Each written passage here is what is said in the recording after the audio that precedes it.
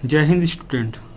चलिए आज हम लोग कुछ ऑब्जेक्टिव क्वेश्चन देखते हैं जो कि बेसिक केमिस्ट्री से रिलेटेड है। और इसमें ये जो पेज आप देख रहे हैं ये हमारे कोचिंग सेंटर का यानी स्टूडेंट केयर कोचिंग इंस्टीट्यूट का एक पैड है जिस पर ये पेपर्स बनाया गया है। ये क्वेश्चन लगभग 25 क्वेश्चन दिए गए हैं। तो ये क्वेश्चन इतने इम्पॉर्टेंट हैं कि आपके पॉलिटेक्निक, IERT और 10th लेवल के जो भी एग्ज़ाम है उसमें कई क्वेश्चन आए हुए हैं और कुछ आने की संभावना है। तो ये मोस्ट इम्पॉर्टेंट क्वेश्चन आपके हैं जिसको आज हम लोग पढ़ने जा रहे हैं। तो ये ऑब्जेक्टिव क्वेश्चन है, इसको सॉल्व करते हुए चलेंगे और आप भी अपने जो है क्वेश्चन का आंसर हम 1-2 सेकेंड या 2-3 सेकेंड हम टाइम देंगे जिसमें आप इसका आंसर देंगे, उसके बाद तो हम बताएंगे इसको।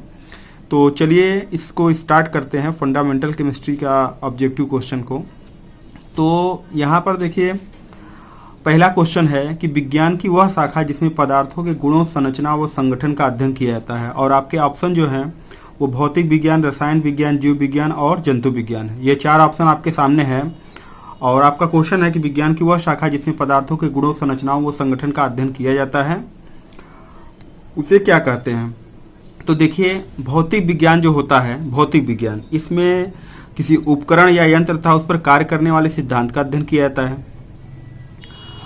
रसायन विज्ञान में क्या है, पदार्थों के गुणों, संरचनाओं एवं संगठनों का अध्ययन किया जाता है। जीव विज्ञान में जीवों का अध्ययन किया जाता है। और जंतु विज्ञान में यह जीव विज्ञान की शाखा है जिसमें जंतुओं का अध्ययन किया जाता है। तो कुल मिलाकर के आपका ऑप्शन कौन सा सही है, आपका ऑप्शन बी सही है। ओके, तो रसायन विज्ञान होती है कि इसमें पदार्थों के गुणों, संरचनाओं, संगठनों का अध्ययन किया जाता है। चलिए अगला क्वेश्चन देखते हैं। इसमें दिया गया है आधुनिक रसायन विज्ञान के जनक कौन है। तो देखिए आधुनिक रसायन विज्ञान के जनक अगर NCERT के अकॉर्डिंग आप देखते हैं, जो NCERT की बुक आप देखेंगे उसमें NCERT बुक में दिया गया है कि वैसे तो रसायन विज्ञान के जनक लेओसियो को माना जाता है, लेकिन उसमें आधुनिक रसायन विज्ञान के जनक को लेओसियो में माना गया है। लेकिन और किताबों में आप देखोगे तो प्रिस्टले को दिया गया है। तो एज NCERT अगर हम मानते हैं तो हम मानेंगे आधुनिक रसायन विज्ञान के जनक कौन है, वो लेओसियो हैं। ओके, उसके बाद दिया गया है तरल पदार्थ कौन से हैं। और ऑप्शन है आपका ठोस, बी ऑप्शन है बी ऑप्शन है द्रव व ठोस, सी ऑप्शन है द्रव व गैस और डी ऑप्शन है ठोस व गैस। इसमें कौन सा ऑप्शन आपका सही है। तो देखिए तरल पदार्थ किसे कहते हैं, सबसे पहले आप ये चीज क्लियर करिए कि तरल पदार्थ किसे कहते हैं। तरल पदार्थ वे पदार्थ होते हैं जिसमें बहने का गुण होता है, बहाव हो, जैसे पानी बहता है ना, और आप कहते हो गैस भी हवा बह रही है। तो यानी कुल मिलाकर के द्रव और गैस जो होते हैं उनमें उनके अंदर बहने का गुण होता है, उन्हीं को ही तरल पदार्थ कहा गया है। तो ये आपका ऑप्शन सी सही हो गया, द्रव व गैस। ओके, तो इस तरीके से ये आपने 3 क्वेश्चन किया।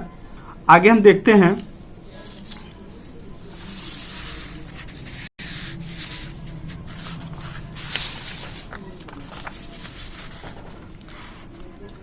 अगला क्वेश्चन है चौथा क्वेश्चन। देखिए चौथा क्वेश्चन आपका दिया गया है, उसमें पदार्थ के वे सूक्ष्मतम कण जो प्रकृति में संयुक्त अवस्था में पाए जाते हैं। प्रकृति में क्या कहा है, संयुक्त। संयुक्त का मतलब क्या होता है, किसी के साथ जुड़ करके। एक होता है मुक्त अवस्था, दूसरा होता है संयुक्त अवस्था। तो संयुक्त अवस्था में कौन पाया जाता है ये आपको बताना है। और आपका जो ये दिया गया है कि ऑप्शन है ए परमाणु, बी अणु, सी आयन और डी ठोस। तो इसमें परमाणु जो होता है वह प्रकृति में संयुक्त अवस्था में पाया जाता है। अणु जो होता है वह मुक्त अवस्था में, ठीक है, वह मुक्त अवस्था में पाया जाता है। तो हमारा ऑप्शन ए सही है, परमाणु। अच्छा, परमाणु के अस्थायी कण। तो परमाणु के अस्थायी कण आप समझिए कि परमाणु जो होता है वह 2 प्रकार के कणों से मिलकर बना होता है। एक होता है स्थायी, दूसरा अस्थायी। तो स्थायी कणों में क्या होते हैं, स्थायी कणों में इलेक्ट्रॉन, प्रोटॉन और न्यूट्रॉन होते हैं। और उसको छोड़ करके neutrino, anti neutrino, positron, Mason लगभग कई आपके हैं। नियर अबाउट जो खोजे गए हैं वो 97 के करीब अस्थायी कणों को खोजा गया है। तो इस ऑप्शन में अगर हम देखेंगे तो इलेक्ट्रॉन, प्रोटॉन और न्यूट्रॉन ये तो अस्थायी कण हैं, लेकिन अस्थायी कौन है, पॉजिट्रॉन। तो इस तरीके से आपका ऑप्शन जो है सी सही है। निम्नलिखित में कौन विषम परमाणु कणु है। देखिए अणु आ गया ना, अणु दो प्रकार का होता है, एक सम परमाणु अणु, दूसरा विषम परमाणु अणु। सम परमाणु अणु किसे कहते हैं? जो समान प्रकार के परमाणुओं से मिलकर बना होता है। तो ये सब तो अणु है, लेकिन सम परमाणु अणु, देखिए ये हाइड्रोजन सम परमाणु अणु है, ऑक्सीजन सम परमाणु, ऑक्सीजन सम परमाणु। लेकिन विषम परमाणु पूछा गया है, तो विषम परमाणु कौन होगा? कार्बन डाइऑक्साइड, क्योंकि यह अलग अलग कार्बन और ऑक्सीजन अलग अलग तत्वों से यानी अलग अलग परमाणुओं से मिलकर बना हुआ ये विषम परमाणु अणु है। ओके, अब देखिए अगला क्वेश्चन हम देखते हैं। इसमें सातवां क्वेश्चन है कार्बन डाइऑक्साइड की परमाणुकता होती है। परमाणुकता, यहाँ वर्ड क्या है? परमाणुकता।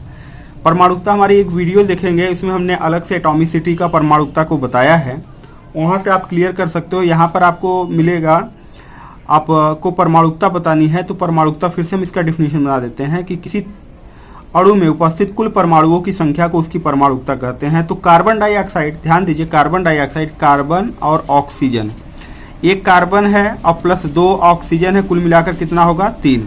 तो ऑप्शन हमारा कौन सा सही है? सी, ऑप्शन सी सही है। जब कोई तत्व इलेक्ट्रॉन त्यागता है तो परिवर्तित हो जाता है। जब कोई तत्व इलेक्ट्रॉन त्यागता है तो किसमें परिवर्तित हो जाता है? त्यागने पर किसमें परिवर्तित होता है? धनायन में, और ग्रहण करने पर ऋणायन में। तो आपका ऑप्शन सी सही है, धनायन। अगला क्वेश्चन है कैनाल किरणों से लेकर के। तो कैनाल किरणों को धन किरणें किसने कहा? देखिए कैनाल किरणों के बारे में जो एक्सपेरिमेंट किया गया था वो तो गोल्डस्टीन ने चालू किया था, और जो टॉमसन थे, टॉमसन, इन्होंने ही कैनाल किरणों को धन किरणें कहा गया था। अच्छा, ये आपका ऑप्शन डी सही है। धन किरणें क्यों कहा गया? देखिए कैनाल किरणें जो होती है वो धनावेशित कणों से मिलकर बने होती हैं, इसलिए कैनाल किरणों को धन किरणें कहा गया है। तो चलिए, ये 10 क्वेश्चन हुए। अब अगले आपके क्वेश्चन देखे जा रहे हैं। ओके,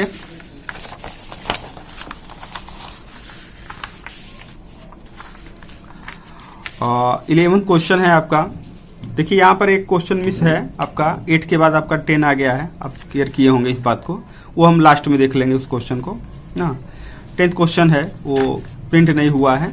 ओके, तो कोई बात नहीं, आप 24 क्वेश्चन कर देख लेंगे। तो 10th जो है कैनाल किरणों को धन, ये तो हो गया आपका। आपका अगला क्वेश्चन है कि एक तत्व X जिसकी संयोजकता 2 है, इसके नाइट्राइड का सूत्र क्या होगा? तो ध्यान दीजिए, इसमें जो X है, एक तत्व X जिसकी X की संयोजकता कितनी है? 2, और नाइट्राइड का क्या होता है? N के ऊपर ट्रिपल माइनस, तो इसकी संयोजकता कितनी होती है? 3। ओके, अब देखिए इसमें गुणा करेंगे हम 3 से, इसमें गुणा करेंगे 2 से, जितने से गुणा होता है वो संख्या लिखी जाती है। तो हो जाएगा X3N2, X3N2 ना, क्योंकि इसमें हमने 3 से गुणा किया है, इसमें 2 से गुणा किया है। तो आपका ऑप्शन देखिए कौन सा सही है? X3N2, ये सी आपका ऑप्शन सही है। फास्फोनियम आयोडाइड का सूत्र क्या होगा? देखिए फास्फोनियम यहाँ पर हम बता रहे हैं, ध्यान दीजिएगा, PH4 प्लस को हम क्या बोलते हैं? फास्फोनियम आयन है, और उसके बाद कह रहा है आयोडाइड, तो इसके ऊपर एक माइनस, तो संयोजकता दोनों की बराबर है। जब संयोजकता बराबर है तो ये एक संबंधी एक के अनुपात में जुड़ता है, तो ये हो जाएगा क्या? PH4 और फिर I, फास्फोनियम आयोडाइड, ये सूत्र हो जाएगा PH4I। चूने का पानी, देखिए चूने का पानी जिसको बुझा हुआ चूना भी कहते हैं, वो कैल्शियम हाइड्रोक्साइड होता है। और मोती का सूत्र क्या है? CaCO3, कैल्शियम कार्बोनेट को ही बोलते हैं। तो आपका यहाँ पर ऑप्शन सी सही है, CaOH का ट्वाइस और CaCO3। ओके, चूने का पानी का सूत्र ये हो जाएगा, और कैल्शियम कार्बोनेट मोती का सूत्र क्या हो जाएगा? ये। और एक चीज बताएं, जो संगमरमर होता है, संगमरमर का भी सूत्र यही होता है, और चाक का भी सूत्र यही होता है। और आपने देखा होगा अंडे के बाहर जो छिलका होता है उसका भी सूत्र CaCO3 ही होता है। ओके, तो CaCO3 ही होता है। तो यहाँ पर आपको क्लियर हो रहा है ये चीज़ ना। ओके, कोई कन्फ्यूजन? अगर कोई कन्फ्यूजन आपको मिल भी रहा है तो आप उसको हमें कमेंट्स में लिख करके भेज सकते हैं, उसको देखेंगे हम, सॉल्व किया जाएगा उसके बारे में, ठीक है, बताया जाएगा आपको। तो अगला देखिए 14 क्वेश्चन है आपका।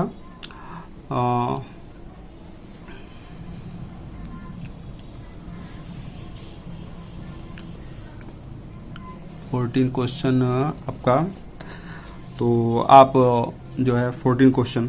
चलिए, 2 या 2 से अधिक पदार्थों के समांगी मिश्रण को क्या बोलते हैं? 2 या 2 से अधिक पदार्थों के समांगी मिश्रण को विलयन कहा जाता है। ये तो आपको क्लियर है। इनमें से कौन सा, किसका स्वाद कसैला होता है? कसैला। देखिए, अम्ल, क्षार और लवण, इन तीनों की बात आप करिए। जो अम्ल होता है उसका स्वाद खट्टा होता है, ये आपको पता होगा। क्षार का कसैला होता है और लवण का वह खारा होता है। जैसे आप कहते हैं ना, समुद्र का जल खारा क्यों होता है? उसमें उपस्थित जो नमक होता है उसके कारण। नमक क्या है? एक लवण है। आसूत जल, जल क्या होता है? रंगहीन, गंधहीन, स्वादहीन। ओके, आसूत जल है जो कि शुद्ध होता है और आसवन की प्रक्रिया द्वारा प्राप्त किया जाता है। फिलहाल हमारा ऑप्शन कसैला से लेकर के है कि किसका स्वाद कसैला होता है, तो ऑप्शन कौन सा सही होगा? हमारा ऑप्शन बी सही होगा, क्षार। अगला देखिए, अगला क्वेश्चन हम देखते हैं, वो 16 क्वेश्चन है। निम्न में से कौन सा ठोस, द्रव व गैस तीनों अवस्थाओं में पाया जाता है? तो देखिए, धातु, अधातु, उपधातु और तीनों, कौन सा ऐसा है जो कि तीनों अवस्थाओं में पाया जाता है? तो तीनों अवस्थाओं में पाए जाने वाला अधातु है, ये तीनों अवस्थाओं में पाया जाता है। ओके, वे पदार्थ जो अभिकारक से अभिक्रिया करते हैं, अभिकारक से अभिक्रिया करने वाले को हम बोलते हैं अभिकर्मक। ओके, आप एक तरफ अभिकारक लिखते हो, दूसरे तरफ उत्पाद लिखते हो, बीच में जो अभिकारक, दो अभिकारकों में से एक जो होता है उसी को अभिकर्मक कहते हैं। यानी वे पदार्थ जो अभिकारक से अभिक्रिया करते हैं अभिकर्मक कहलाते हैं। अगला देखिए, 18 क्वेश्चन है, वह अभिक्रिया जिसमें किसी नए तत्व का निर्माण होता है। किसी नए तत्व का निर्माण होता है। देखिए, अभिक्रिया 2 प्रकार की होती है और अभिक्रिया में रासायनिक अभिक्रिया और नाभिकीय अभिक्रिया होती है। तो रासायनिक अभिक्रिया में किसी तत्व का निर्माण नहीं होता है, लेकिन नाभिकीय अभिक्रिया में किसी नए तत्व का निर्माण होता है। जैसे यूरेनियम पर न्यूट्रॉनों की बौछार होती है तो बेरियम और क्रिप्टॉन बनता है। तो यहाँ पर ध्यान दीजिए, ये ABC, ये 3 ऑप्शन जो आपके सामने है, ऑक्सीकरण, अपचयन और वियोजन, ये तीनों रासायनिक अभिक्रिया संबंधित है, ये तो नहीं होंगे।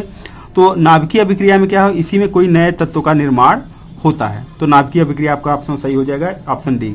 सोडियम, देखिए, सोडियम और पोटेशियम का प्रतीक क्या होगा? सोडियम का प्रतीक N होता है, पोटेशियम का प्रतीक K होता है।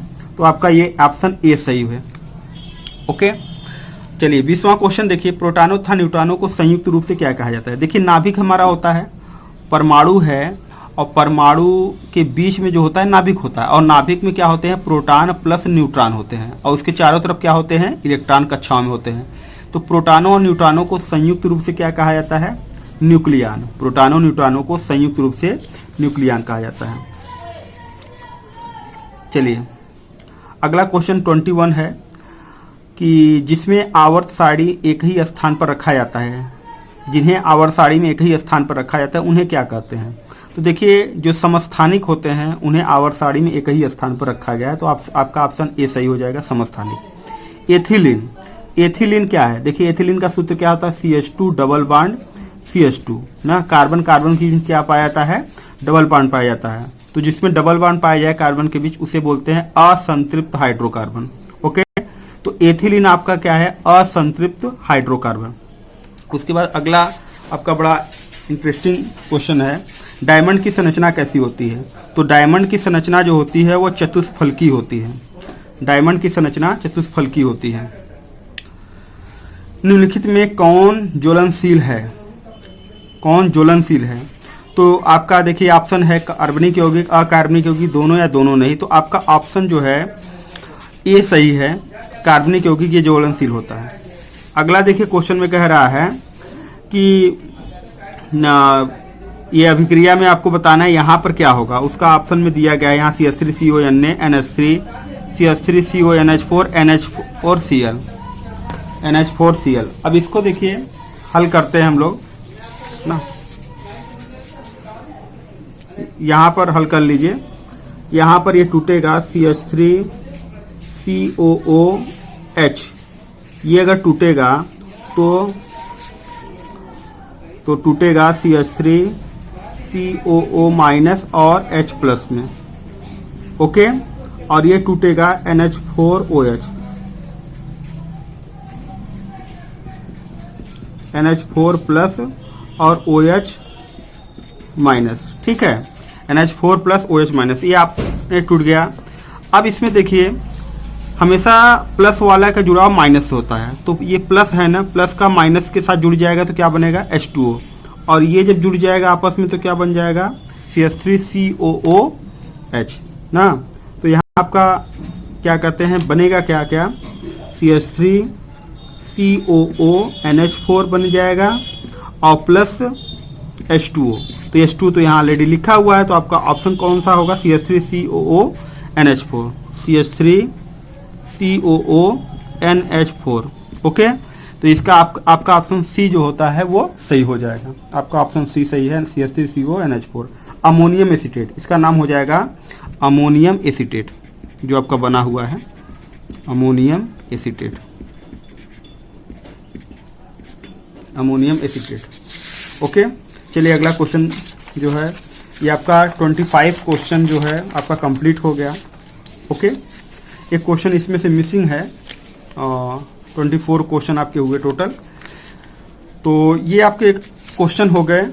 ओके, तो इन क्वेश्चन को आप रिवाइज करिए और रिवाइज करके इसमें से अगर कोई क्वेश्चन आपको नहीं समझ में आ रहा है तो आप बताइएगा। आप जितना कमेंट्स कर देंगे उतना जो रहता है क्लियर हो जाएगा कि आपको क्या आ रहा है क्या नहीं आ रहा है, और आगे भी आपको ऑब्जेक्टिव क्वेश्चन से रिलेटेड वीडियो आपको बनाते रहेंगे। ये आपके मोस्ट इम्पॉर्टेंट क्वेश्चंस थे जिसको आपने रिवाइज किया। ओके, तो चलिए इस क्लास को यहीं पर क्लोज करते हैं। जय हिंद।